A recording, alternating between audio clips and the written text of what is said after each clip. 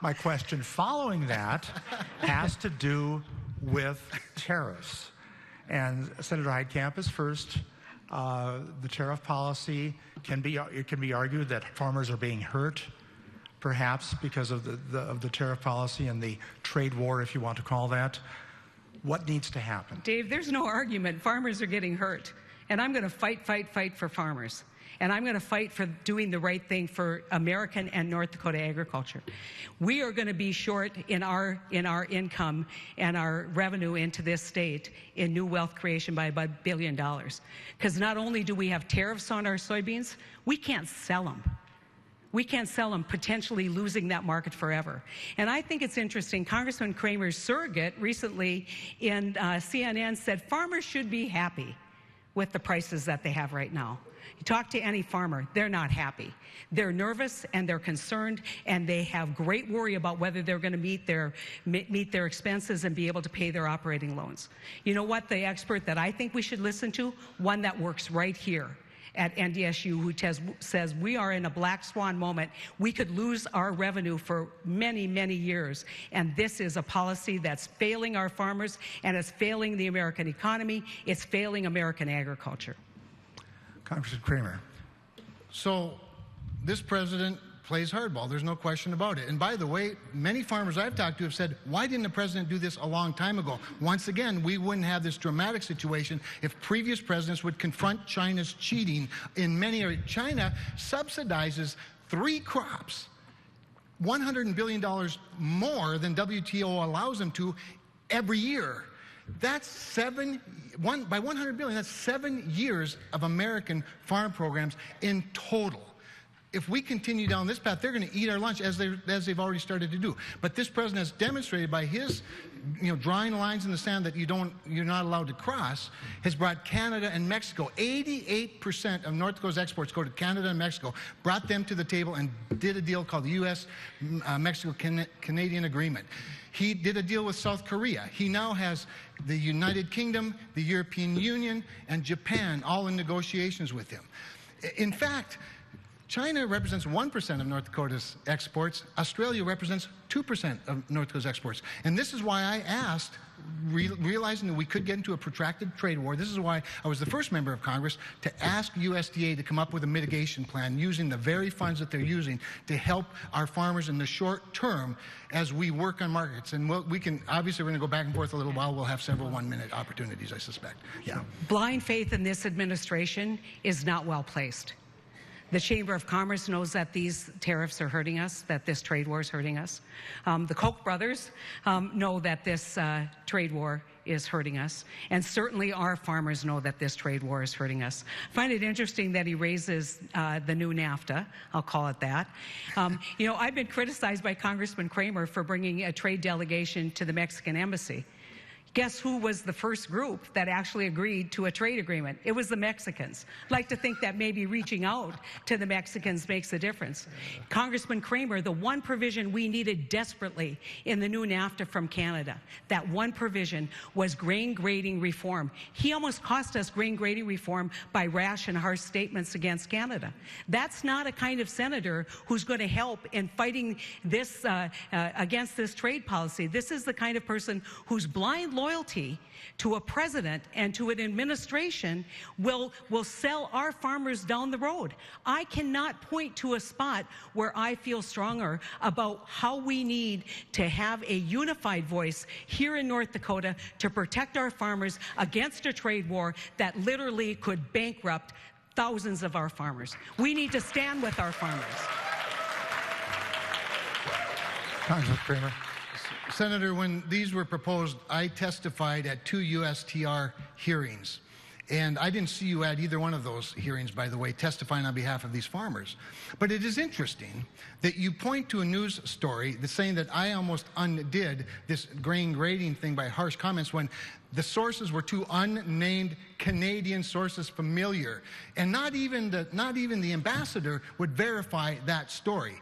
On the other hand, It was the President of the United States right here in Fargo, North Dakota, who read directly from a postcard from Air Force One, written in my handwriting, and that's what brought the grain grading issue, not to the other side, to our side. And if you want to talk about unity, you want to end a trade war, unify behind the United States instead of China. Stand with us and we'll end this trade war in a hurry. But you go over there and undermine our president's authority and our president's leverage. Kevin, if you want to represent North Dakota, you better stand with North Dakota farmers. Exactly. You better stand with North Dakota agriculture. Exactly. You better stand with our people. You better stand with our people against trade policies that are devastating family farmers here in this country, against trade policies that are devastating our ag equipment manufacturers. Ford announcing lower profitability. Caterpillar announcing lower profitability. Why do you think the stock market has this level of volatility? This is dangerous policy. And if you can't, as a United States Senator, stand at a podium and protect and defend the people of this state against bad administration policies, then you don't belong in that job.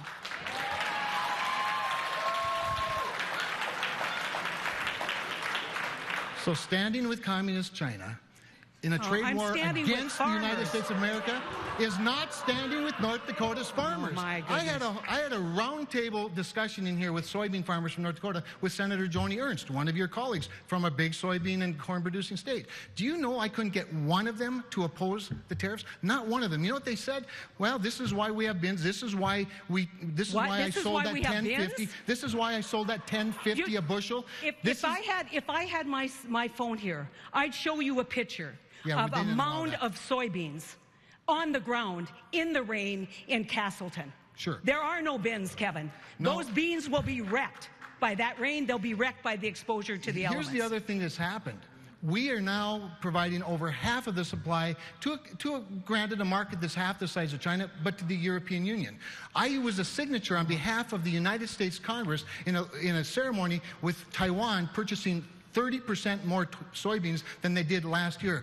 We are in the process in North Dakota of converting a refinery to use North Dakota and American soybeans to make oil products for California domestic markets. We need to continue to grow our markets because guess what? China's not just going to roll over and give up just because you're on their side. They're not going to do it. We need to be on our side. Do we need to grow markets? Absolutely, we need to grow markets. 70%, in fact, 98% of our market's gone. Gone this year. We haven't been able to move any soybeans out the Pacific Northwest. We came into this grow year, ladies and gentlemen, very fragile. We talk to bankers all the time in my office. We wondered if we were going to get operating loans. Guess what? You know how hard it's going to be next year when there is absolutely no dollars in their pocket and the trade aid has not come anywhere near to solve this problem. It's not going to put enough money in the pocket so that our farmers can farm next year. And that's the tragedy of where we are right now. And I will stand on this podium and I will argue against these failed trade policies. Incidentally, the latest report, Kevin, that came out of the economic analysis of last quarter, what do you think the exports were up? You tell me. Well,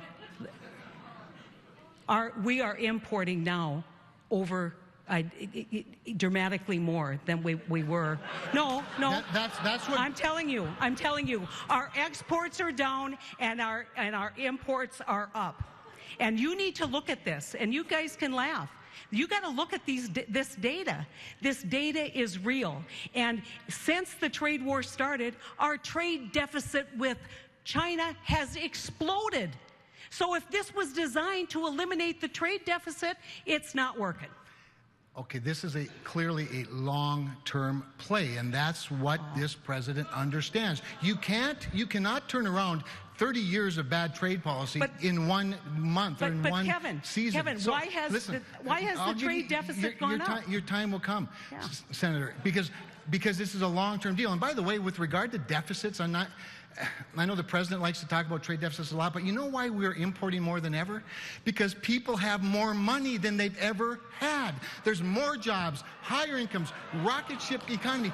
That's why we're the consumers. And by the way, this is the leverage that this president understands. This country is 20% of the world's productivity. We are 20% of the world's consumption. Nobody wants to be outside of a trade deal outside of the United States for very long. He understands that leverage. He understands it, he's exercising it, but it's difficult when you have politicians from our country run into the other country to undermine his leverage while he's negotiating a better long-term deal for our farmers and everybody else.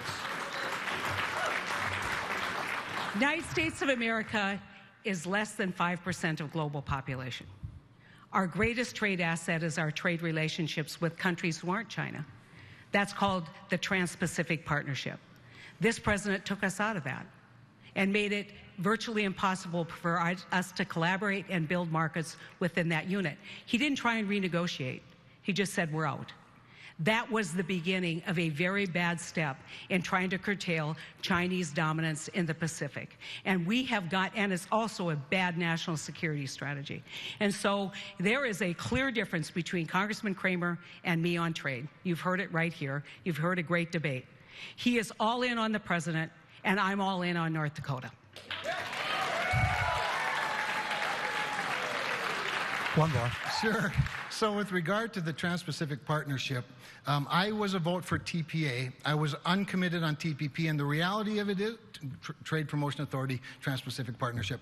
The reality is, TPP had no chance of passing either the House or the Senate. No chance. We had to start over and start dealing with Asian Rim populations, perhaps one at a time, two at a time, and this president has done that. He's finished the South Korean deal called Chorus. He is in negotiations with Japan. He's working even in other parts beyond the Asian Rim, working on deals with India. There are lots of markets out there, but you have to isolate China or they're going to continue to cheat on us, and they're going to continue to build vessels and fighter jets and fake islands in the South China Sea. They're out to take over the world. This is not a trifling matter. Yeah. And our greatest asset in all that is our trading partners that we walked away from. And you know what the first thing Japan said? When they said, we're going to negotiate a bilateral with you, Japan says agriculture is off the table. And that's the truth about trade. When you do multilateral deals, agriculture does better.